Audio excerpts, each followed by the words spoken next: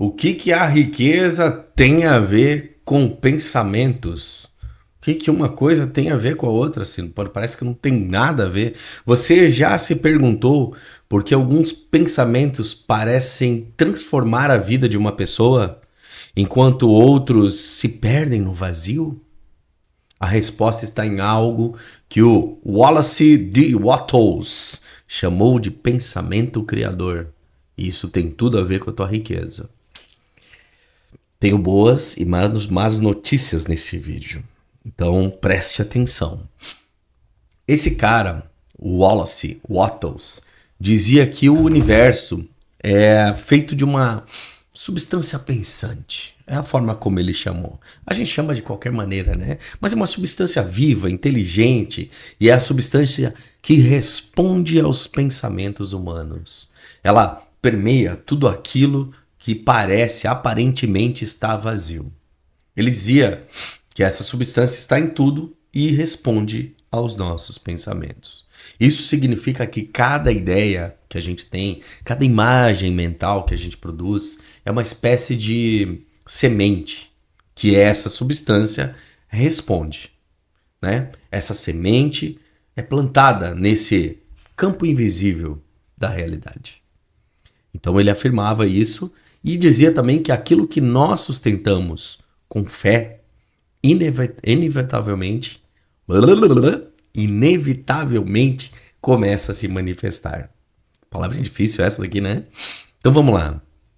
Tem uma substância que responde aos nossos pensamentos, às nossas imagens mentais. E aquilo que nós sustentarmos com fé profunda vai se manifestar de uma maneira ou de outra. E nesse episódio hoje, onde a gente fala sobre riqueza, ciência e espiritualidade, nós vamos entender como o pensamento criador molda o mundo e como você pode usar esta lei espiritual para transformar sua própria vida.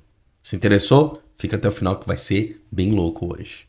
O que é pensar criativamente versus pensar competitivamente?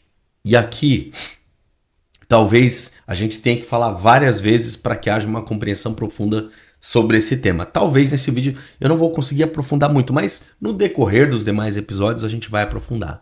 Mas a maioria das pessoas pensa de forma competitiva. Eu preciso tirar de alguém para ter o que eu quero. Mais ou menos assim. Alguém perde, alguém ganha. E o Wattles, né, o autor do livro que a gente está utilizando aqui, que é A Ciência de Ficar Rico, ele chamava esse tipo de pensamento de escassez, né? Hoje até conversei com uma pessoa aqui, eu falei, se você chega até mim e eu tenho 2 coisas e você 2 coisas, eu vou sair com 4, porque 2 tuas e 2 minhas, e você também vai sair com as tuas 2 e 2 minhas, ou seja, nós criaremos algo maior. Mas isso é um assunto bem louco para a gente falar em outro momento. Então vamos lá, se eu acho que alguém perde, alguém ganha, eu tenho um pensamento de escassez. Agora, se eu penso dessa maneira, o pensamento é sempre de luta, de comparação, de temor, e que não são sentimentos, não são situações agradáveis. E já o pensamento criador, ele é completamente diferente. Completamente diferente. Ele nasce da consciência de que o universo é abundante, que há o suficiente para todos, e porque na realidade há o suficiente para todos. E que tudo que você deseja pode ser criado, não tomado de ninguém. Ninguém precisa te dar nada e você não precisa dar nada para ninguém. Tudo pode ser criado. E esse é um pensamento diferente, é um pensamento que vai começar a compor grande parte daquilo que você é. Quando você pensa criativamente, você se alinha com essa inteligência divina. E você para de disputar as coisas e começa a manifestar as coisas. O pensamento competitivo diz, eu preciso provar o meu valor. É assim que ele diz. E o pensamento criador diz, meu valor já existe. Agora eu expresso o meu valor. Compreende a diferença sutil nesses dois tipos de pensamento? O processo de criação, ele é mental. Não tem como fugir disso. A gente tem falado lá na outra série, onde a gente fala sobre o Kybalion, que o mundo é mental. Então, o processo de criação também é mental. E o Wattles, desse livro A Ciência de Ficar Rico, ele explica que o processo é bem simples, mas exige consciência. Então ele diz lá, primeiro você forma uma imagem mental clara daquilo que deseja. E clareza é uma grande dificuldade para a gente, por isso que a gente tem o Viva a Vida, que é a escola do viver, onde a gente ensina a fazer isso com mais intensidade. Então, mas primeiro você cria uma imagem mental clara daquilo que você deseja. Você mantém viva com fé e gratidão essa imagem. E o terceiro passo, você age no presente de forma coerente com esta visão. Vamos lá.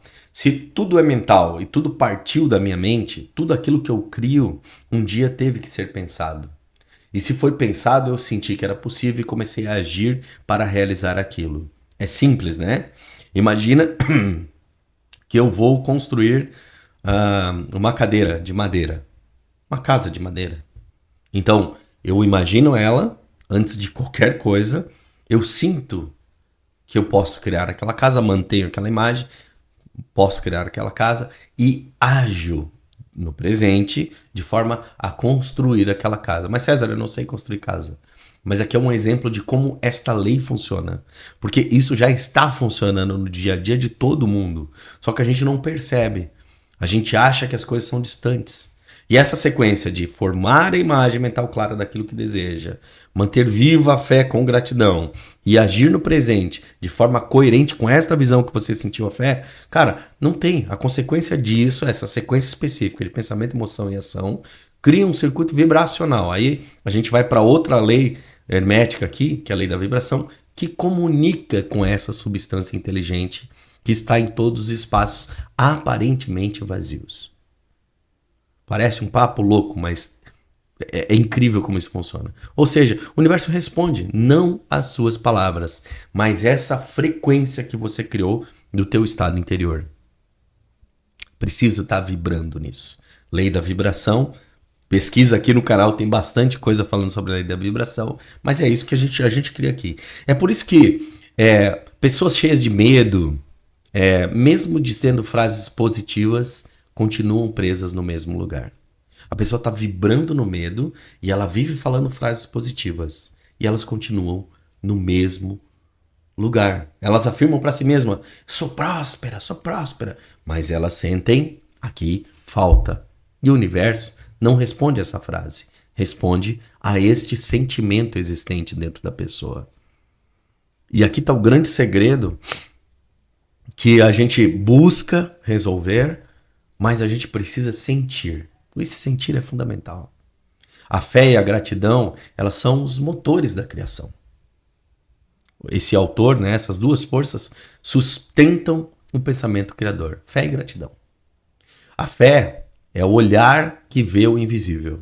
Esse mental, né? É a certeza de que essa substância pensante está agindo ao seu favor. Essa substância a gente pode chamar de qualquer coisa, tá? E a gratidão é o reconhecimento antecipado, é o sentimento de que o que você já deseja já existe nesse campo, já existe em potencial e pode se manifestar. É só o Wattles que falou isso? Não.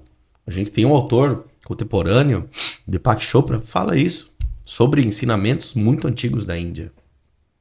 Ou ensinamentos muito antigos do Kybalion, né? Do hermetismo, tem mais de 4 mil anos, 5 mil anos, a gente não sabe exatamente, já afirmava esse tipo de situação.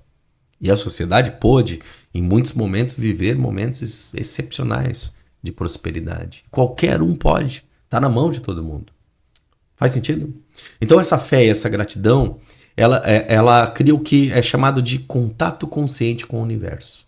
Mas precisa existir essas duas coisas. É como se você enviasse uma mensagem clara para essa inteligência divina, dizendo, ei, eu sei o que eu quero, eu confio no processo, e eu ajo como se fosse meu, ou seja, as três coisas. Eu penso, eu confio, e eu ajo como se já fosse meu. Porque mentalmente já é, para a mente tudo é verdade. Quando isso se torna uma prática diária e fixa, né, a realidade começa a se reorganizar à tua volta. A realidade, você vai perceber se reorganizando. Certo? Vai se mover sozinho? Não, não. Você vai ter que pegar lá e arrumar o teu armário. Você vai ter que pegar lá e, enfim, mandar embora aquilo que não te serve. Você vai ter que ir lá e trabalhar, e correr atrás, e ter ideia. Mas as coisas vão se reorganizar. Vai gerar uma sincronicidade. A gente vai falar disso em outro movimento. Essa sincronicidade, o próprio Carl Jung já falava muito sobre ela. Então, não é uma mágica, não é magia, não é misticismo. Aliás, misticismo é quando a gente junta essas duas coisas, né? Esse espiritual mais abstrato com a prática. Isso é lei, sempre vai funcionar como a lei da gravidade. A lei da criação mental atua de uma forma muito exata. Quer você conheça ela ou não. Você já deve ter lido, já deve ter visto. Todo mundo fala de lei de atração, mas ninguém fala de lei de repulsão, de coesão, de adesão. Mas existe também. Vamos lá. Agir em harmonia com esse pensamento. Eu pensei, eu mentalizei. Eu preciso agir em harmonia. O pensamento criador só ganha poder quando encontra uma ação coerente. Não adianta eu pensar algo e agir diferente. Se você pensa em prosperidade, mas age com medo... Se você pensa em expansão, mas vive se escondendo, então você está enviando mensagens confusas ao universo. Você está mandando uma mensagem mental, mas na tua emoção ela não é coerente, ela não é congruente. Então a ação eficiente é aquela que é feita com fé e não com pressa. A fé gera essa fluidez. As coisas fluem. O medo gera o bloqueio das coisas. E a diferença está em quem você acredita ser, ou um criador, ou uma vítima das circunstâncias. O vitimismo está em tudo, inclusive aqui nesse processo de criação mental. Hoje eu falei para um paciente que estava aqui no consultório que mais importante do que você fazer é você ser. Porque a partir do momento que você mentalizou e sentiu o que você vai fazer em congruência com aquilo que precisa ser feito. Faz sentido para você? Eu sei que às vezes pode parecer um pouco confuso. Conforme a gente for evoluindo aqui, você vai compreender um pouquinho mais. Ou seja, tudo que existe no mundo visível começou um dia no invisível. Tudo que você vê à tua volta, que alguém um dia concebeu, o YouTube aqui, a câmera que eu estou falando, o microfone, o celular, alguém um dia mentalizou isso. Senão, não existiria. Começou no invisível. A ideia foi sustentada com fé, né, que é mais poderosa do que mais 1000 ações feitas em desespero. E talvez o verdadeiro segredo desta riqueza que a gente está procurando, que você entendeu lá no primeiro episódio aqui dessa série, que é o segredo está aqui. Pensar criativamente, sentir com gratidão e agir com confiança. Não tem outro caminho. Essa é a ciência que o Ottles trouxe no livro A Ciência de Ficar Rico, que o pensamento criador, ele molda o destino. E nos próximos episódios, nós vamos aprofundar esse processo. A gente vai explorar um pouquinho como que a fé e a ação eficiente, junto, né, se tornam alicerces dessa manifestação que a gente está buscando na nossa vida.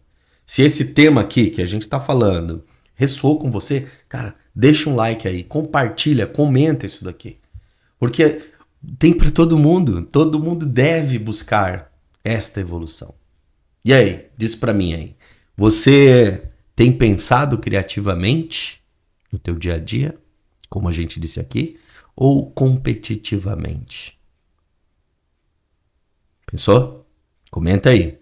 Ciência, riqueza, espiritualidade. O caminho é de dentro para fora. Vem comigo. A gente vai ir mais profundo nesse tema. Conto com você.